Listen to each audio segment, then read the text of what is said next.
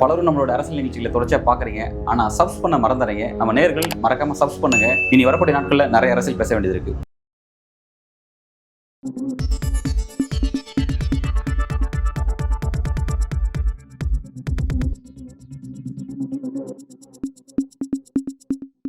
வணக்கம் சார். வணக்கம். தற்போதைக்கு ஜூலை மாதம் ஃபர்ஸ்ட் வீக்கில் நம்ம பேசிகிட்டு இருக்கோம். ஜூன் 25 ஒரு 10 நாளுக்கு முன்பு பார்த்திங்கன்னா பாஜக ஒரு பெரிய ஈவெண்ட்டை முன்னெடுக்க பிளான் பண்ணாங்க. அதாவது இந்தியாவில் எமர்ஜென்சி அறிவிக்கப்பட்டு 50 ஆண்டுகள் நிறைவு செஞ்சுருக்கோம். இந்த நாட்களில் நடந்த 50 வருஷத்துக்கு முன்னாடி இந்த நாட்டில் நடந்த மிகப்பெரிய கொடுமையான விஷயங்கள்லாம் பேசணும் அப்படின்ற மாதிரி காங்கிரஸுக்கு எதிரான ஒரு பாலிடிக்ஸை முன்னெடுத்த முயற்சி பண்ணாங்க. அதே மாதிரி அதே காலகட்டத்தில் இந்தியாவுடைய அரசியலமைப்புகளுடைய ப்ரீஆம்பிளில் சில முக்கியமான வார்த்தைகள்லாம் அன்றைக்கு இந்திரா காந்தி ஆட் பண்ணாங்க அப்படிங்கிறத பார்க்குறோம். முக்கியமாக பார்த்திங்கன்னா சோசியலிசம், பிறகு மதச்சார்பின்மை, இந்த மாதிரி விஷயங்கள் அந்த காலகட்டத்தில் ஆட் பண்ணாங்க. இப்போ அந்த விஷயத்தை ஆர்எஸ்எஸுக்கும் பாஜகவுக்கும் பெரிய உறுத்தலாகவே இருந்துருந்துச்சு.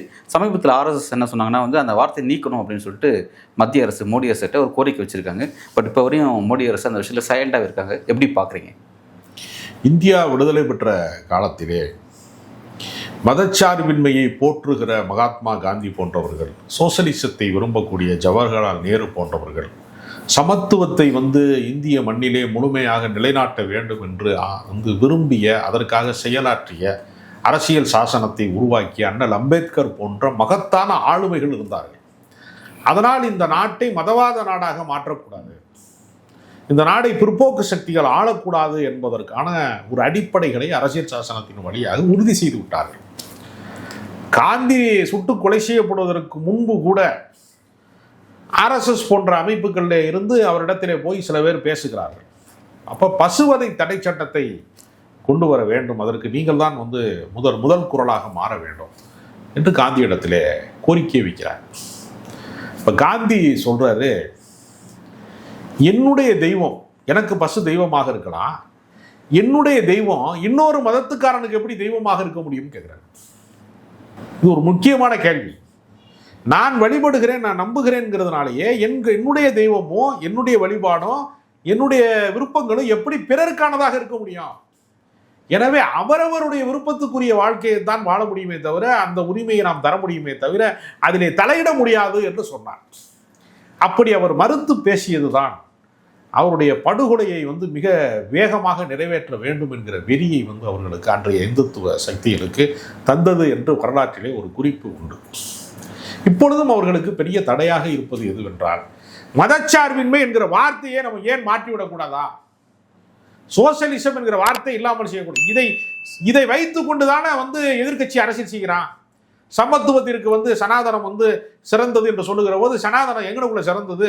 இன்னும் கோர்ட்டில் கொண்டே போட்டால் நிற்க மாட்டேங்குதுல. உதயநிதி மேலே இந்தியா முழுக்க வழக்கு போட்டான். ஏன் அது நிற்கிறதுனால அரசியல் சாசனத்துக்கு அது எதிரானது. சாதிய ஏற்றத்தாழ்வுகளை, மனிதன் பிரித்தாளுகிற சூழ்ச்சியை நியாயப்படுத்துகிற ஏற்பாட்டை நீ வேதத்தில் வைத்துக் கொள்ளலாம், உன்னுடைய வியாக்கியானத்தில் வைத்துக் கொள்ளலாம், அரசியல் சாசனத்துக்குள்ள வைக்க முடியாது. அரசியல் சாசனத்துக்குள்ள வேற்றுமையை, மனிதர்களை இழிவுபடுத்துகிற ஏற்பாட்டை, ஏழையா இருக்கணும், செருப்பு தைக்கிறவன் செருப்பு தைக்கணும் என்று சொல்லுகிற அந்த ஏற்பாட்டை, சனாதன ஏற்பாட்டை நியாயப்படுத்துகிற எதையும் அரசியல் சாசனம் அங்கீகரிக்காது. இன்னொரு மதத்துக்காரனை நீ இழிவுபடுத்தலாம், வெறுப்பு அரசியலின் வழியாக நூற்றுக்கணக்கான பேரை கொலை செய்யலாம், பசு மாட்டினுடைய இறைச்சி வைத்திருந்தான் என்கிற பழியை சாட்டி கூட உண்மை இருக்கா இல்லையா என்று தெரியாமல் அவனை அடித்தே கொலை செய்யலாம் என்கிற வெறுப்பு அரசியலுக்கு எதிராக நீதிமன்றத்திலே போய் நின்றார். நீதிமன்றம் யார் அரசியலிலே இந்த கலவரத்தை செய்தார்களோ, இந்த அரசியல் பொலிட்டிக்கல் ரவுடிசத்தை யார் செய்கிறார்களோ அவர்களை கண்டிக்கிறது உச்ச நீதிமன்றம். அதனாலதான் நீ மசூதிக்கு கீழே போய் தோண்டாத என்கிற உத்தரவு எங்கிருந்து வருகிறது? அரசியல் சாசனத்திலிருந்து வருகிறது. அதனாலதான் விசிக தலைவர் திருமாவளவன் போன்றவர் கூட சொன்னாங்க, பாஜகவுக்கு எதிரி சிறுபான்மையினர் அல்ல, இந்த அரசியல் சாசனம் தான் என்று திருமாவளவன் தொடர்ந்து பேசி வருவார். எல்லா மேடைகள்லையுமே தொடர்ந்து இந்த கருத்தை திருமாவளவன் வலியுறுத்தி வருகிறார். இப்ப இதுதான் அவர்களுக்கு தடையாக இருக்கிறது. ஒரு வழிபாட்டு ஆலயத்தை இடித்தாலோ, ஒரு சிறுபான்மை மக்களுடைய வீட்டை போய் புல்டோசர்ல இடிச்சா, ஏன்டா வீட்டை இடிச்ச? இது அரசாங்கம் வீடு கட்டி கொடுப்பதற்காக உருவாக்கப்பட்டது. புல்டோசரை வைத்து இடிப்பது ஒரு அரசாங்கத்தின் வேலை அல்ல, அது ரவுடிகள், சமூக விரோதிகளுடைய வேலை. அது சமூக விரோதிகளினுடைய வேலையை பாஜக ஆளுகிற மாநிலங்கள்ல அந்த மாநிலத்தினுடைய முதலமைச்சர்களே உத்தரவு போட்டு, வாய்மொழி உத்தரவு போட்டு, கேட்டால் ஆதாரம் இல்லைன்னு சொல்லிடுவாங்க. அதுக்காக சொல்றேன், வாய்மொழி உத்தரவு போட்டு அதை நிறைவேற்றுகிறார்கள் என்பதை நீதிமன்றங்கள் கண்டிக்கிறதுல. நீதிமன்றங்கள் கண்டிக்கிற இடம் என்ற ஒரு இடம் இருக்குல்ல, அந்த இடம் இல்லாமல் போய்விட்டால் நாம் வந்து ஆர்எஸ்எஸ்ஸினுடைய கோட்பாடுகளை, இந்த நூற்றாண்டு கண்டிருக்கக்கூடிய ஆர்எஸ்எஸ்ஸினுடைய எல்லா வடிகட்டின பிற்போக்குத்தனங்களையும் சட்டப்பூர்வமாகவே ஆக்கி விடலாமே. அதுக்கு தடையாக இது இருக்கிறது. அதாவது இந்திரா காந்திக்கும் மோடிக்கு என்ன வித்தியாசம், பாஜகவுக்கு என்ன வித்தியாசம்? இந்திரா காந்தி எமர்ஜென்சி அறிவித்தார், அறிவிக்கப்படாத எமர்ஜென்சி இங்கே இருக்கிறது. இங்கு பத்திரிகை துறையில இருந்து, சுதந்திர ஊடகத்தில இருந்து, பேசுகிறவர்கள் எல்லாருக்குமான நெருக்கடி இருக்கிறது. கௌரி லங்கேஷ் மாதிரியான வெறும் கருத்தியல் ரீதியாக மக்களிடத்தில் உரையாடக்கூடியவர்களை கூட பச்சை படுகொலை செய்கிறாங்க. பல எழுத்தாளர்கள், சிந்திக்கிறவர்கள், அறிவியல் பூர்வமாக சிந்திக்கிறவர்கள் எல்லாரையுமே படுகொலை செய்யலாம். ஆனா இது வந்து அறிவியல் யுகமாக இருக்கிறது. அவர்களுக்கு மாட்டிக்கிறது எங்கன்னா இது அறிவியல் யுகமாக இருக்கிறது. இந்து முன்னணி கூட்டத்துக்கு போக வேண்டும் என்று சொன்னால் கூட ஒரு ஜப்பான்காரன் கண்டுபிடிச்ச கார்ல தான் சேஃப்டியா போக முடியும். அவன் புத்த மதத்தை, எல்லாத்தையும் மதமா பார்க்கறதுனால சொல்றேன், அவன் புத்த மதத்தை வழிபடக்கூடியவன். புத்தரை வந்து கும்பிட்டுட்டு தான் அவன் காரை தயாரிக்கிறான். அந்த கார்ல ஏறிக்கிட்டு இஸ்லாமிய நாடுகள்ல இருந்து இறக்குமதி ஆகிற பெட்ரோல் அதில் ஊற்றி கிறிஸ்தவன் கண்டுபிடிச்ச மைக்கு முன்னாடி போய் நின்றுக்கிட்டு இந்து கடையில் இந்து பொருளை வாங்குகிறான். இந்து பொருள்னு ஒரு பொருளே கிடையாது. ஒவ்வொருத்தனுடைய நம்ம நெசவு செய்து போட்டிருக்கிற துணியிலிருந்து எல்லா துணிகளுக்கு பின்னாலும் நம் கண்களுக்கு தெரியாத ஆயிரம் கைகளினுடைய உழைப்பில் தான் ஒன்று வளருது. எவனோ கண்டுபிடிச்ச கம்ப்யூட்டரை வச்சுக்கிட்டு தான் இங்கே எல்லாருமே பேசிக்கிட்டு இருக்கான். ஆர்எஸ்எஸ் அலுவலகத்தில் இருக்கிற அத்தனை கம்ப்யூட்டரை யார் கண்டுபிடிச்சது? யாராவது கண்டுபிடிச்சிருக்காங்களா? யாராவது ஒரு தீர்க்கதரிசிகள், தேவ தூதர்கள், இறை தூதர்கள் வந்து வானத்திலிருந்து இறங்கினதா கதை சொன்னவர்கள் யாராவது மின்சாரத்தை கண்டுபிடிச்சு? எடிசன் தானே மின்சாரத்தை கண்டுபிடிச்சாரு. இப்போ வெறுக்க சொல்லி கொடுக்குறான். கிறிஸ்தவனை வெறுக்கணும், பாதிரியாரை வந்து தேவாலயத்தை உடைக்கணும், மசூதியை உடைக்கணும். இது வந்து நமக்கு இந்தியாவுக்கு வந்து இது அந்நிய மதம். ஏன் அந்நிய மதம்? என்னன்னா இன்று கூட தமிழ்நாடு அரசு வந்து ஒரு உத்தரவு போடுகிறது. இனிமே வந்து ஆதி திராவிடருடைய மாணவர் விடுதின்னு எழுதாத, பிற்படுத்தப்பட்டவருடைய விடுதின்னு எழுதாத, மாணவர் விடுதின்னு எழுதாத. ஏன்னா ஒரு பையனை காலேஜ் படிக்கிறவங்க எந்த ஹாஸ்டலில் தங்கியிருக்கா? SC hostel தங்கியிருக்கேன். ஓ அப்போ நீ எஸ்சியா?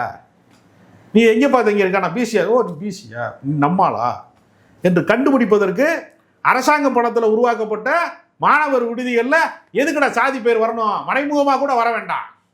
சமூக நீதி மாணவர் விடுதியாக மாற்று இன்னைக்கு உத்தரவு போட்டிருக்காங்க. 75 வருஷம் கழிச்சு தான் அதை கண்டுபிடிக்க முடியுது. அப்ப இங்க வந்து சமத்துவத்தை வந்து எல்லா இடத்திலையும் நிறைவேற்ற வேண்டிய கட்டாயம் இருக்கிறது. ஆணவ படுகொலைக்கு எதிராக தனி சட்டம் ஏற்றணும் இந்தியா முழுக்க பேசுவதற்கு யாராவது ஒருவனா தயாரா இருக்கிறானா? இந்து மதத்தை காப்பாற்றும் முருகன் மாநாட்டில் வன்னியராஜன்கிற ஒருத்தர் பேசுறாரு. ஆர்எஸ்எஸ்னுடைய பிரமுகர் ஒருத்தர், தென்னிந்திய அளவில் இருக்கக்கூடிய ஒரு பிரதிநிதி பேசுறாரு. சாதியை ஒழிச்சிருவோம் நம்ம. யாரு சாதியை யாருக்கு கட்டி காப்பாற்றினாலும் சித்தவ பார்ப்பனர்களுடைய உயர் சாதி நலன்களுக்காக உருவாக்கப்பட்ட ஆர்எஸ்எஸ் அமைப்பில் இருந்துக்கிட்டு எப்படி ஏமாத்துறது பாருங்க. கூடி இருக்கிறவனை ஏமாத்துறதுக்கு கலப்பு திருமணம் செஞ்சவர் முருகன். அவர் இன்னைக்கு வந்து சமகாலத்தில் இருந்திருந்தாருன்னா ஆணவ படுகொலைக்கு ஆள் அனுப்பியிருப்பாங்க. இவங்க கடவுள்னு பார்த்துருக்க மாட்டாங்க. அப்படிப்பட்ட இவங்க நினைக்கிறேன் உடுமலைப்பேட்டையில் சங்கரை கொலை பண்ணாங்க. கௌசல்யாங்கிற அவருடைய துணைவியை வந்து கொடூரமான முறையில் தாக்குனாங்க. அவங்க கொலையிலாம் தப்பிச்சிட்டாங்க, உயிர் மட்டும் தப்பிச்சிட்டாங்க கடுமையான காயங்களோட.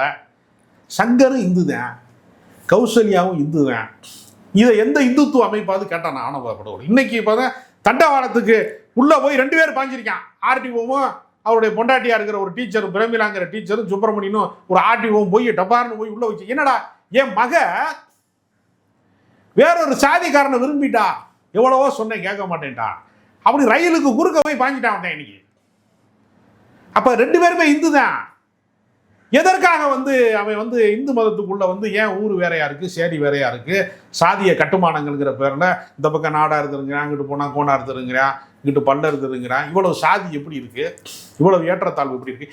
இதை சரி கட்டுறதுக்கு, சமத்துவத்திற்கான உரிமையை அவன் கேட்பதற்கு அவன் குரல் எழுப்புனா சட்டப்பூர்வமாக அவனுக்கான உரிமை இருக்கிறது என்று உயர் நீதிமன்றங்கள், உச்ச நீதிமன்றம் உத்தரவு போடுதல. இதை காலி பண்ணணும், நீதிமன்றத்தில் இருக்கக்கூடிய இந்த அரசியல் சாசனத்தை காலி பண்ணணும்னு ஆர்எஸ்எஸ் கோரிக்கை வைக்கிறான். பாஜகவுக்கு இதை நிறைவேற்றுவதில் நடைமுறை சிக்கல் இருக்கிறது. அதுதான் பேச வேண்டியதாக இருக்குது. என்ன நடைமுறை சிக்கல்? ஏன் வந்து இந்த விஷயத்தை, ஏன்னா கோரிக்கை வைக்கிறது அவங்களுடைய தலைமை அமைப்பு ஆர்எஸ்எஸ், ஏன் வந்து இவங்க அமைதியாக இருக்காங்க? எல்லா ஜாதிக்காரன்ட்டையும் போய் ஓட்டு கேட்கணும். அவரவர் சாதிக்கான பிரதிநிதித்துவம், அவரவர் பிற்படுத்தப்பட்டவனுக்கான பிரதிநிதித்துவம், அதுக்கு தானே சாதிவாரி கணக்கெடுப்பு எடுக்க சொல்லுவான். எம்பிட்டு சாதி, எங்காலு எம்பிட்டு பேர் இருக்காங்க, உங்காலு எம்பிட்டு பேர் இருக்காங்க கண்டுபிடிக்கிறக்கா சாதிவாரி கணக்கெடுப்பு?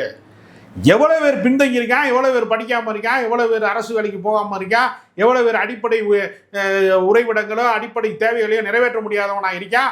அப்போ அவனுக்கெல்லாம் என்ன செய்யணுங்கிறத திட்டமிடுறதுக்கு தானே சாதிவாரி கணக்கெடுப்பு.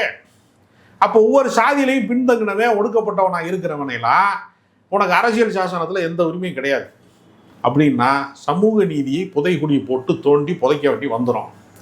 இதை வச்சு அரசியல் பண்ணுற நிதிஷ்குமார், இதை வச்சு அரசியல் பண்ணக்கூடிய ஒவ்வொரு கட்சி தலைவனும் அந்த சமூகத்தின் மக்களுக்கு முன்னால் போனால் கல்லாலேயே அடிப்பான்.